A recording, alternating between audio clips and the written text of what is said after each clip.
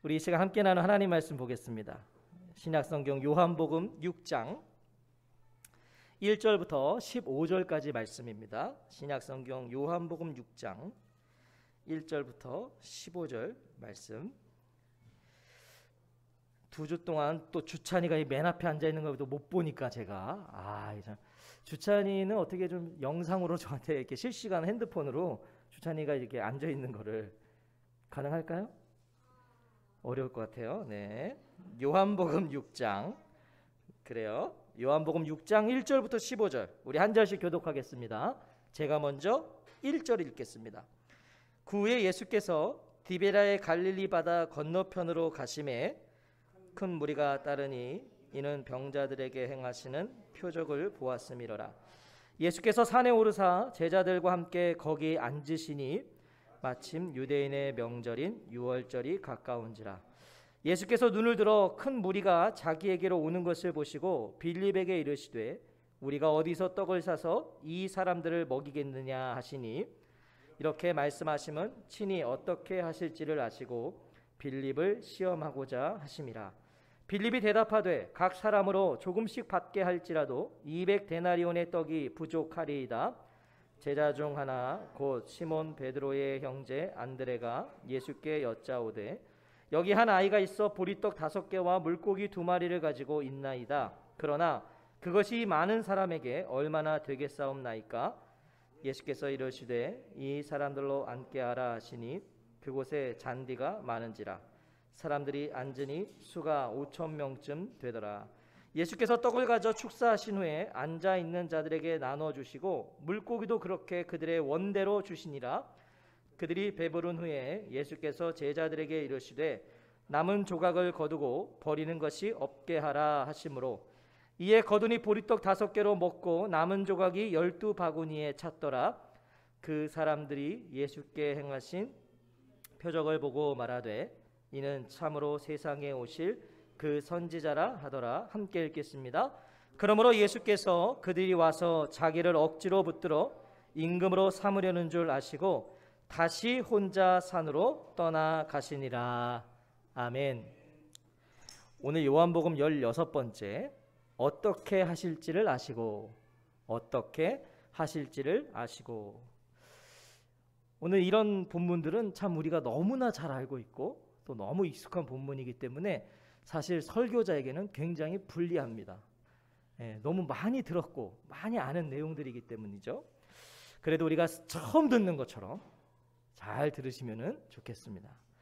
함께 읽은 본문은 성경에서 가장 유명한 표적이라고 말할 수 있는 오병이어 보리떡 5개와 물고기 2마리로 몇 명을 먹여서 몇 명이요?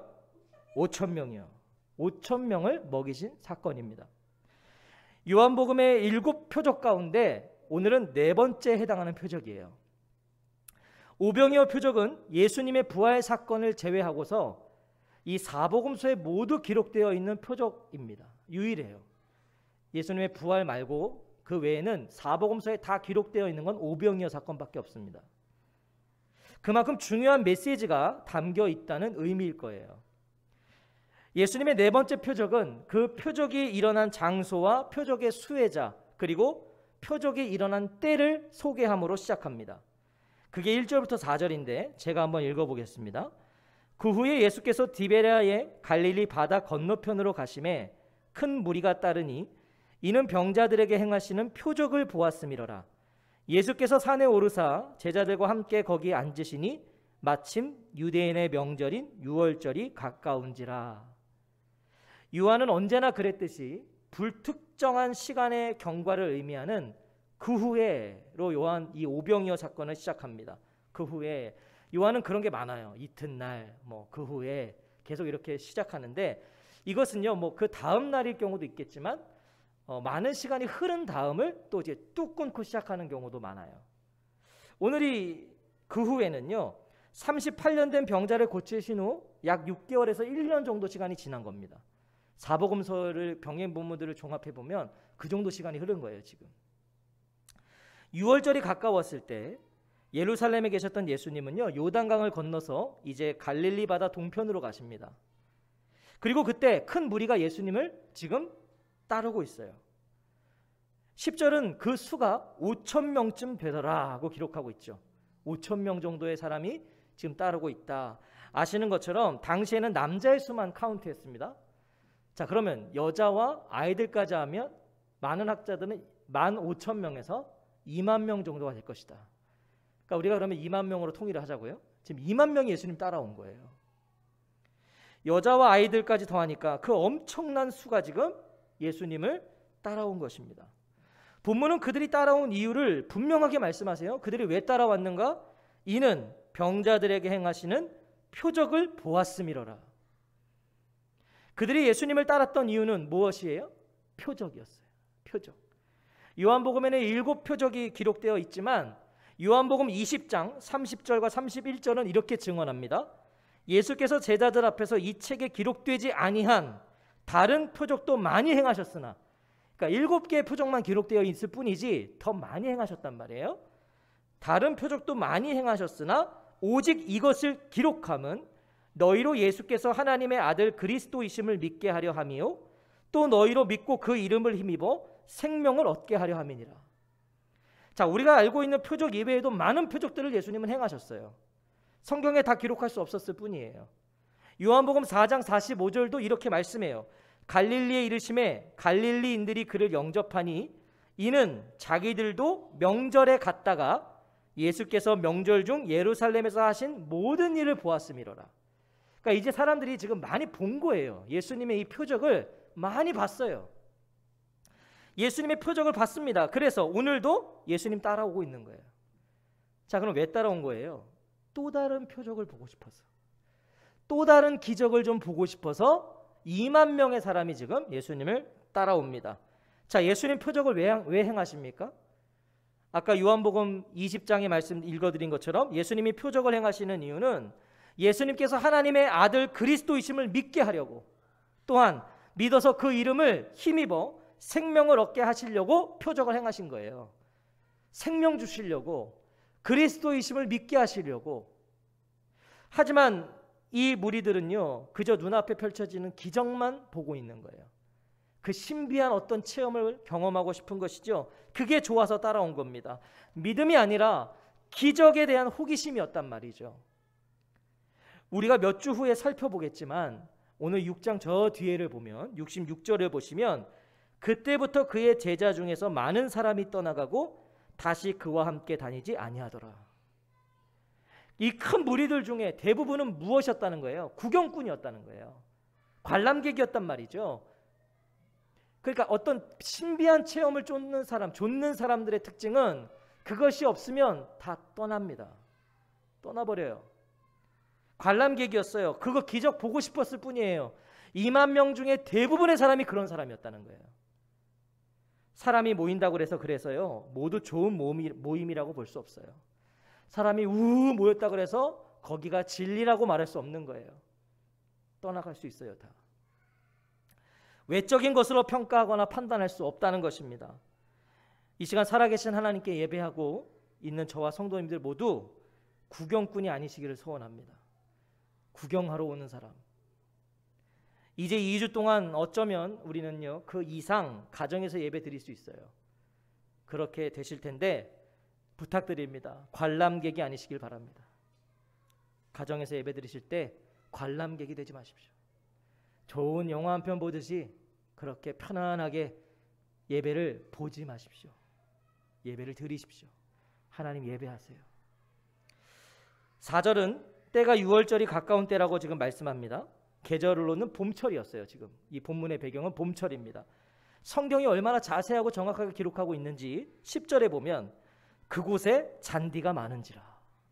그러니까 성경은요, 요한은요, 이 오병이어 표적이 역사적 사실이라는 거, 그것을 강조하기 위해서 당시의 환경을 매우 상세하게 기록하고 있는 거예요. 잔디가 많은지라. 이 땅은 잔디가 많은 곳이 아니에요. 봄철 외에는 거의 잔디가 없어요. 그러니까 지금 정확하게 모든 걸 다 기록하고 있는 것이죠. 6월절은요, 유대인들이 모세를 통해서 애굽에서 구원을 받은 것을 회상하는 기간입니다.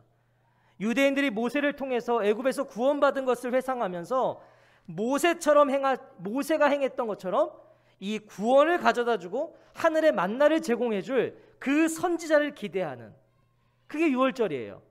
모세처럼 자신들에게 구원을 가져다 줄, 자신들을 구출해 줄, 만나를 줄 그 선지자를 기다리는, 그래서 민족주의적 열기가 가장 고조되는 명절이 유월절입니다. 자, 그래서 이 오병이어 표적을 본 무리들이요 열광했던 거예요. 늘 그들 안에는 그게 있었거든요. 그 선지자를 기다렸거든요. 자, 이걸 어떻게 알 수 있어요? 14절 15절을 보면 이들이 이런 반응을 보인 이유가 있는 거예요. 그 사람들이 예수께서 행하신 이 표적을 보고 말하되 이는 참으로 세상에 오실 그 선지자라 하더라. 그러므로 예수께서 그들이 와서 자기를 억지로 붙들어 임금으로 삼으려는 줄 아시고 다시 혼자 산으로 떠나가시니라. 자, 유월절이 가까웠다고요? 유월절은 모세와 같은 그 선지자를 기다리는 열망이 가장 충만할 때란 말이죠. 근데 그때 모세와 같은 역사를 일으켰단 말이에요, 예수님이. 그러니까 그 선지자라는 거예요. 열광한 거예요. 이 그 선지자가 뭘까요? 이 그 선지자는 신명기 18장 15절에서 모세가 예언한 그 선지자를 말합니다. 모세가 이렇게 예언했어요. 주 당신들의 하나님은 당신들의 동족 가운데서 나와 같은 예언자, 선지자 한 사람을 일으켜 세워주실 것이니 당신들은 그의 말을 들어야 됩니다. 모세가 이거 예언했단 말이죠. 그러니까 이 사람들은 그 선지자를 기다린 거예요. 유대인들은 이 예언이 된 또 다른 모세를 기다린 거죠. 하나님께 보내심을 받은 위대한 선지자를 기다리고 있었고 예수님을 그 모세와 같은 선지자로 확신한 거예요. 그러니까 모든 게 딱 들어맞은 거예요. 지금 이 오병이어 사건 때문에 모세가 이스라엘 백성을 애굽에서 구출해 준 것처럼 이제 예수님이 이 로마의 압제에서 자신들을 해방시켜 주겠구나. 그래서 예수님을 자신의 왕으로 삼으려고 그랬고 임금 삼으려고 그런 거예요. 그러니까 여전히 이 사람들도 그런 정치적인 메시아, 힘 있는 메시아를 기다리고 있었다는 것이죠. 이 큰 무리들에게 예수님의 표적은 결국 무엇이었어요? 기적일 뿐이었던 거예요. 기적. 표적이 되지 못한 거예요. 표적을 통해서 예수님을 알고 예수님을 본 것이 아니라 표적을 통해서 자신들의 고통과 억압과 허기진 배만 본 거예요. 야, 이거 해결해 줄 뿐이구나. 왕 삼자, 임금 삼자. 예수님을 자신들의 문제 해결사 정도로 해석해버린 거죠. 야, 저분이 왕이 돼야 된다.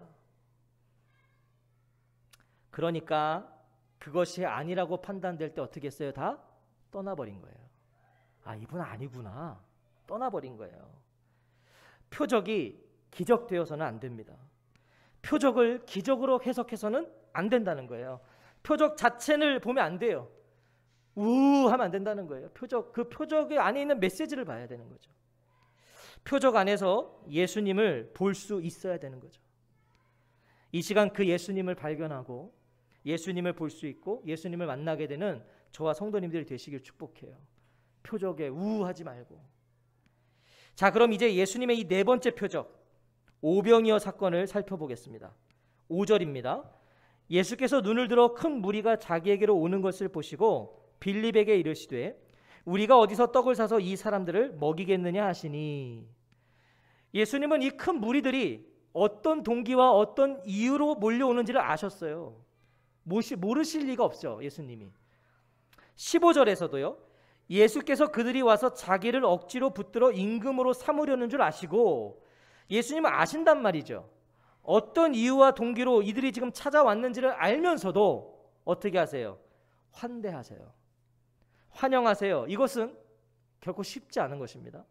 우리가 그렇잖아요. 이 사람이 지금 나에게 접근한 이유가 뭔지를 내가 알아요. 근데 그를 환영하고 후대한다? 이건 결코 쉬운 일이 아니에요. 예수님은요, 이유가 무엇이든지 자기에게로 몰려오는 큰 무리들을 외면하지 않으세요. 그들을 마다하지 않고 어떻게 하세요? 오히려 기진한 그들을 먹이려고 그러세요. 동기는 불순했다니까요. 기적 체험하러 왔다니까요. 구경꾼으로 왔다니까요. 근데 예수님 마다하지 않으세요. 먹이신다고요, 오히려. 사실 예수님 그럴 이유가 없으세요. 그럴 책임도 없으세요. 왜냐하면 예수님이 그들을 초대하지도 않으셨고요. 예수님이 그들을 모으기를 원하지도 않으셨단 말이에요. 병행 본문인 마태복음 14장 14절은 그 이유를 이렇게 증언해요. 예수께서 나오사 큰 무리를 보시고 불쌍히 여겨서. 마가복음 6장 34절은 좀 더 자세히 증언해요. 예수께서 나오사 큰 무리를 보시고 그 목자 없는 양 같음으로 인하여 불쌍히 여기사. 예수님은 이들을 먹이신 이유가 하나예요. 불쌍히 여기신 거예요. 비록 이 큰 무리들은 호기심으로, 구경꾼으로, 관람객으로 예수님께 몰려왔지만, 표적에 대한 기대감으로 예수님께 몰려왔지만, 예수님은 그들의 목자가 되어주십니다. 진정한 목자를 알지 못하는 이 목자 없는 양들 같아서 그걸 불쌍히 여겨서 예수님은 그들의 선한 목자가 되신 거예요. 지금 우리의 목자로 오셨습니다. 주님은 목자로. 목자는 양을 외면하지 않아요. 그건 목자가 아니죠. 양을 외면하면. 목자는 양을 먹여요. 싸매어줘요. 고쳐줍니다. 그게 목자입니다. 우리는 여기서 참된 구제와 선교가 무엇인지를 생각하게 돼요. 우리가 구제하고 선교하는 교회가 되고 싶은데 정말 참된 구제와 선교가 무엇인가? 예수님은 그가 누구이든 기진한 자들을 먹이셨어요. 고쳐주셨어요. 도와주셨다고요. 그가 누구이든. 자격과 제한을 두지 않으셨어요. 구경꾼으로 오는 2만 명도 다 먹이시잖아요. 마다하지 않으셨어요. 구제와 선교는 그래야 되는 것이에요.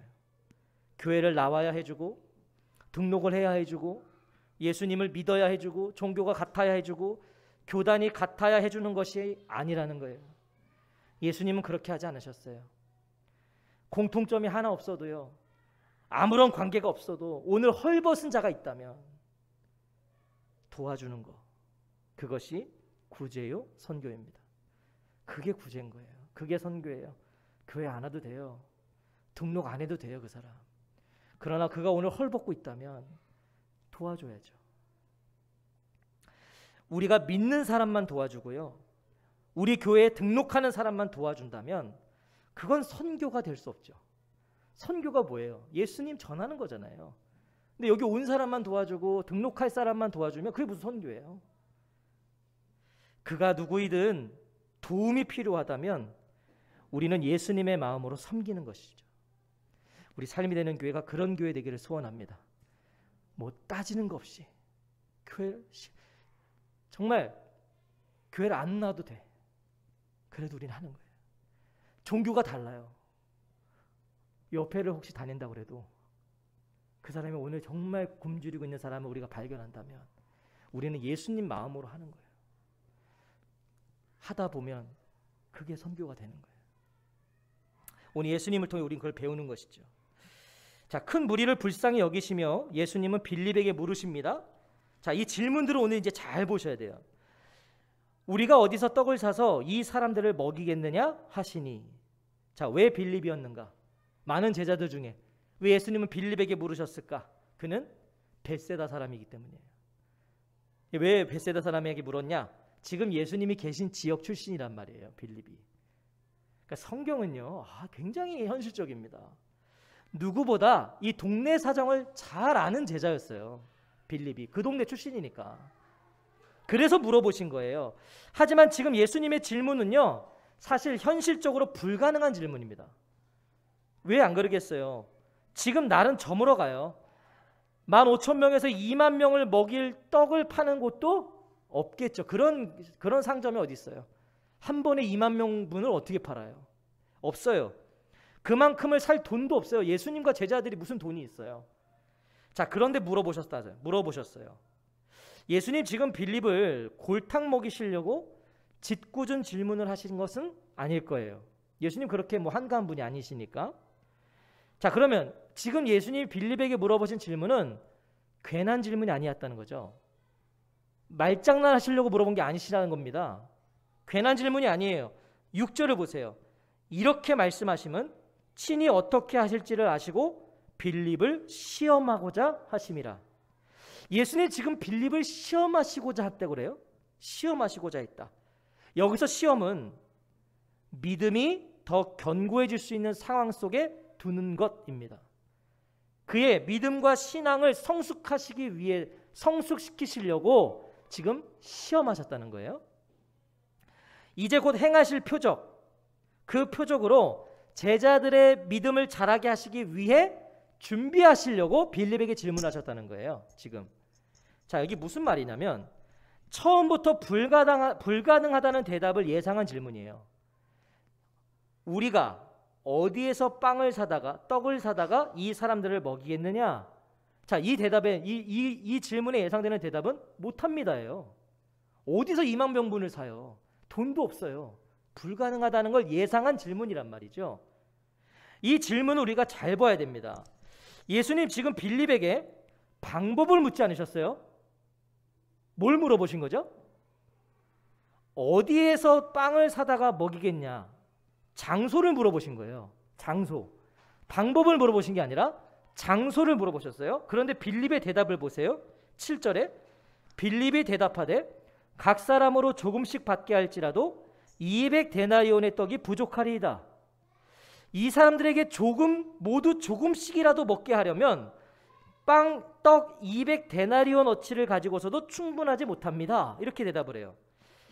자, 그 지역을 잘 알고 있기 때문에 장소를 물었어요. 예수님은. 빌립아, 너 이 지역 출신이잖아. 어디서 이런 떡을 살 수 있겠니? 장소를 물어봤는데 빌립은 지금 방법을 제시하고 있어요. 자, 동문서답한 거죠. 동문서답한 거예요. 예수님은 어디냐고 물었는데 빌립은 방법을 얘기해요. 자, 그것도 상세하게 설명하는데 원어로 보면 이렇게 직역함이래요. 그것들이 각 사람이 소량만 취하게 하기 위해서도 그들에게 충분치가 못합니다. 이게 무슨 말이냐면 200데나리온어치 떡이라도 저들에게 한 입씩도 줄 수 없다는 거예요. 한 입씩도 못 줍니다. 이렇게 얘기하고 있어요. 여기서 200데나리온은요 엄청난 돈입니다. 당시 노동자의 8개월치 임금이에요. 임금 8개월치를 8개월치 임금으로 떡을 사와도 한 입씩도 못 줍니다. 이렇게 얘기하고 있는 거예요. 여기서 참 놀라운 것은요, 이 빌립이요 그새 정확한 수치를 계산했다는 거예요. 이 찰나의 순간에 계산 딱 나온 거예요. 200데나리온으로도 부족합니다.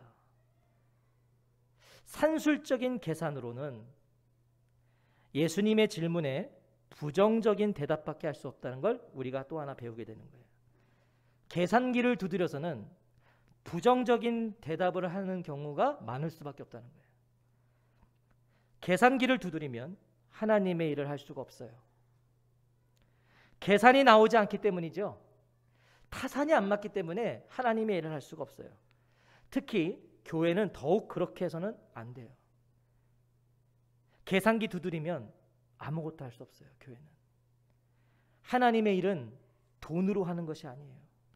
저는 우리 삶이 되는 교회가 이걸 분명히 했으면 좋겠어요. 아니, 돈 없이 어떻게 해? 아니요. 하나님의 일은 돈으로 하는 게 아니에요. 돈이 있다고 할 수 있는 것도 아니고 돈이 없다고 못하는 것도 아니에요. 하나님의 일은 하나님이 하세요. 믿으십니까? 저는 지금 교회가 돈을 막 쓰자는 거 아닙니다. 돈으로 하나님의 일을 한다는 생각을 버리자는 거예요. 이번 성경학교를 준비하면서 제가 전도사님과 아내에게 이런 말 했어요. 우리가 사역을 할 때, 사역을 준비할 때, 특히 다음 세대를 섬길 때 돈으로 접근하지 말자. 무슨 말이냐면 무엇을 구매하고 무엇을 준비할 때 계산을 먼저 하지 말고 그것이 정말 우리 아이들에게 필요한 것인지, 그것이 정말 사역에 필요한 것인지로 접근하자는 거예요. 먼저 그것으로. 계산을 먼저 하면 할 수 없는 게 더 많아요. 계산을 먼저 하면 못해요, 이거. 왜? 돈 생각 때문이에요. 좀 비싸고 좀 과하다고 생각이 들어요. 그러면 안 하게 됩니다. 하지만 혹 그것이 비용이 좀 과해도요, 정말 그게 아이들에게 필요하다고 여겨지면, 이것이 정말 사역에 정말 필요하다는 것은 확신이 든다면 그거 해야 됩니다. 정말 자녀들의 신앙과 믿음을 위한 것이라면 어떤 모양이로든 하나님 채우시기 때문이에요. 아멘 하십시오. 이거 정말 중요한 거예요. 교회가 다음 세대를 외쳐도 다음 세대가 뭘 하려고 그럴 때 그거 좀 비싼 것 같은데, 이거 좀 과한 것 같은데, 그럼 못하는 거예요. 정말 그게 아이들을 위한 것이라는 판단이 들면 하는 겁니다. 왜요? 제가 왜 이렇게 말할 수 있냐면 하나님이 그걸 채우시기 때문이에요. 우리 삶이 되는 교회는요, 지금 그것을 경험하고 가고 있는 교회입니다. 실제예요.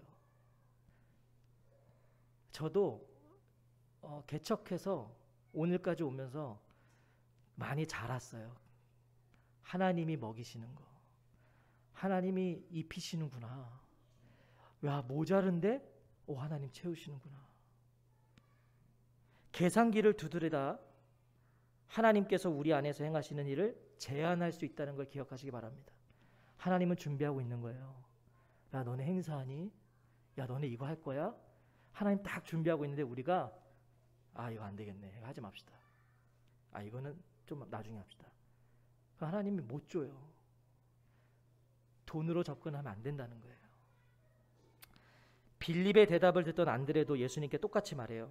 8절과 9절에 제자 중 하나 곧 시몬 베드로의 형제 안드레가 예수께 여짜오되 여기 한 아이가 있어 보리떡 5개와 물고기 2마리를 가지고 있나이다. 그러나 그것이 이 많은 사람에게 얼마나 되겠사옵나이까. 표면적으로 봤을 때는 계산기만 두드렸던 빌립보다는 나은 것 같아요.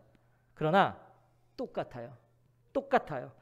안드레도 지금 방법을 들고 온 거예요. 예수님은 장소를 물어봤는데 이 제자 둘은요, 다 방법 들고 와요. 방법. 대답도 회의적이에요. 그러나 이렇게 많은 사람에게 그것이 무슨 소용이 있겠습니까?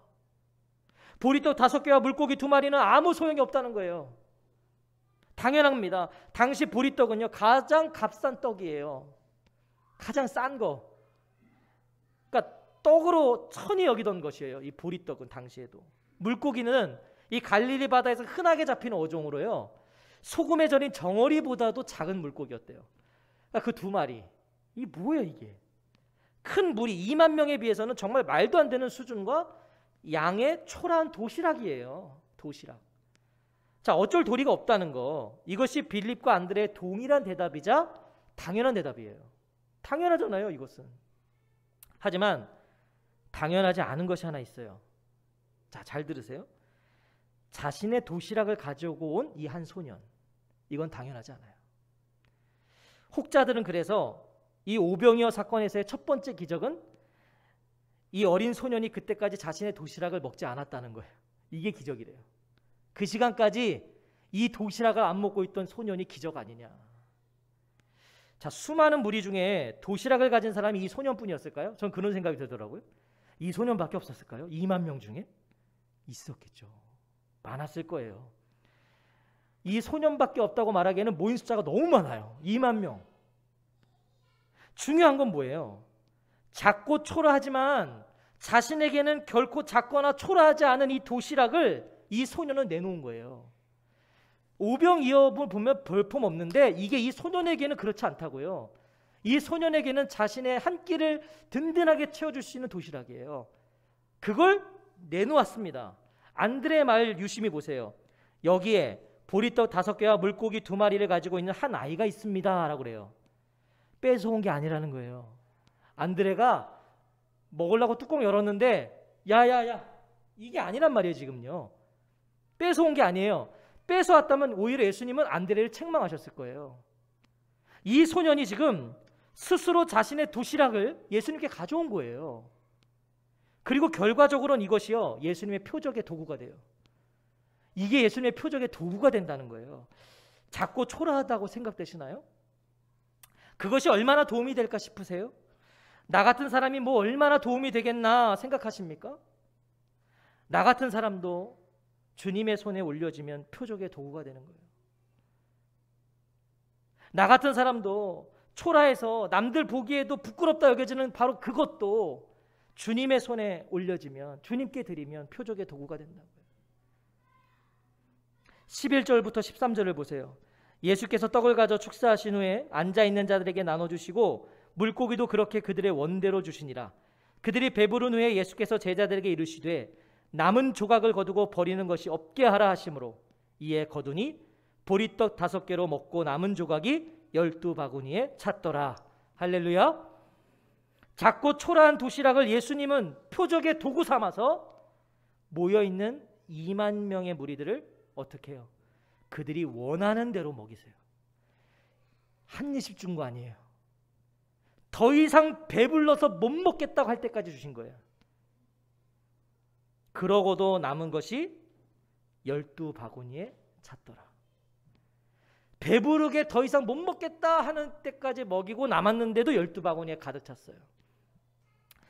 12제자가 바구니를 하나씩 들고 남은 것을 거둔 거예요. 지금 이 12바구니에도 이제 많은 해석들을 막 해요. 12지파를 뭐 아니에요. 그냥 12제자가 걷어오라니까 걷어와서 12바구니인 거예요.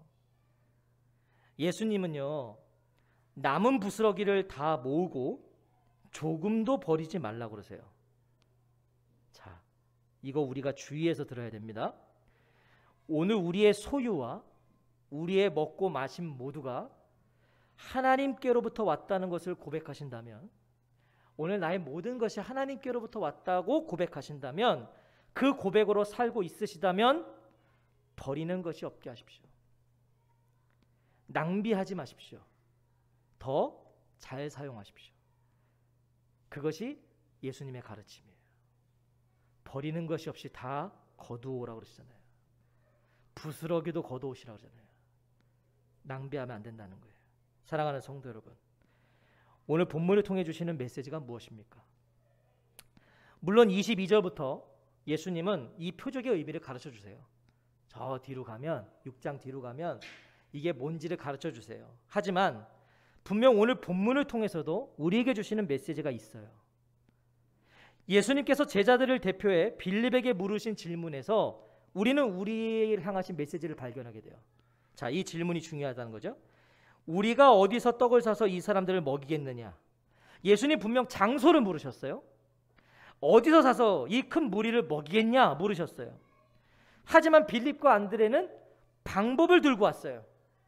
예수님께서 질문하신 의도가 무엇입니까? 지금 6절에 이렇게 말씀하심은 친히 어떻게 하실지를 아시고, 우리가 이 말씀 착각하면 안 됩니다. 예수님 지금 빌립이 어떤 대답을 할지를 아시고 빌립을 시험하고자 하셨다는 것이 아니에요. 빌립을 시험하시고자 그의 대답을 미리 아시면서 물으신 것이 아니라는 말이에요. 이거 지금 그런 말씀이 아니에요. 세번역 성경을 보면 정확한 의미를 전달해줘요. 이렇게 말씀하시면 친히 어떻게 하실지를 아시고, 이 말씀이 이런 의미예요. 예수께서는 자기가 하실 일을 잘 알고 계셨던 것이다. 다른 의미죠, 완전히. 빌립이 무슨 말을 하실지를 아시고 하신 게 아니라 예수께서는 자기가 하실 일을 잘 알고 계셨던 것이다. 예수님은 이미 이 큰 무리들을 먹이기 위해서 자신이 무엇을 하셔야 하는지를 아셨어요. 아신다고요. 지금 뭘 해야 되는지를 아세요. 제자들의 의견이나 도움이 필요하지 않으셨어요. 예수님께서 원하셨던 것은요, 어디서예요? 어디서? 우리가 어디서 떡을 사서 이 사람들을 먹이겠느냐? 예수님 제자들이 그것을 알기 원하셨던 거예요. 어디서? 이거를 좀 알기를 원하셨어요. 처음부터 빌립에게, 제자들에게 답을 기대하지 않으셨어요. 그들에겐 답이 없어요. 못해요. 제자들은 구할 곳도 없고 구할 돈도 없어요. 애초에 못하는 일이에요. 그런 떡을 구할 수가 없기 때문이에요. 예수님은 지금 답을 구하신 게 아니에요. 예수님이 답이 되어주시겠다는 거였어요. 어디서? 답을 요구하신 게 아니라 내가 답이 되어주겠다는 거예요. 예수님이 답이시라는 걸 좀 가르쳐주고 싶으셨던 거예요. 어디서? 제자들에게 그런 고백을 받고 싶으셨던 거예요. 어디서? 어떻게 하실지를 아시고 예수님은 물으신 거예요. 자신이 무엇을 해야 되는지를 아시고 물으신 거예요. 우리가 어디서 떡을 사서 이 사람들을 먹이겠느냐? 어디서입니까? 예수님이세요. 예수님 그걸 물으신 거였어요. 한 소년의 도시락이 그걸 입증했어요. 볼품없는 작고 초라한 보리떡 5개와 물고기 2마리, 당시 가난한 사람들의 한 끼 식사가 예수님께 전해졌더니 무한 리필이 되었어요. 예수님께 필요한 것은 답이 아니었어요. 예수님께 필요한 것은 방법이 아니었어요. 예수님께 필요한 것은 계산이 아니었어요. 예수님께 필요한 것은 상태와 상황이 아니었어요. 예수님께서 원하시는 건 고백이었어요. 고백. 오늘 나의 나됨이 어디서 시작되었는가? 오늘 나의 먹고 마심이 어디서 오는 것인가? 오늘 나의 문제 해결이 어디에 있는가? 오늘 나의 삶이, 나의 영혼이 어디서 채워지는가? 오늘 이 소문과 난리 속에서 한 번도 경험하지 않았던 이 4단계 최고 거리두기 단계를 경험하는 이 시간 속에서 예수님은 어떻게 하실지를 아시고 우리에게 묻고 계신 거예요. 우리가 어디서 떡을 사서 이 사람들을 먹이겠느냐? 어디서라고 물으세요. 오늘 어떤 형편 속에 살아가신지 저는 다 알 수 없어요. 그러나 주님은 묻고 계신 거예요. 어디서? 방법을 물으시는 것도 아니고, 계산을 물어보시는 것도 아니고, 답을 물어보시는 것도 아니에요. 어디서? 너의 도움은 어디서? 오늘 너의 먹고 마심은 어디서 왔느냐? 저와 성도님들의 대답은, 저와 성도님들의 고백은 무엇이십니까? 오늘 주님이 물으십니다. 우리가 어디서 떡을 사서 이 사람들을 먹이겠느냐? 기도하겠습니다.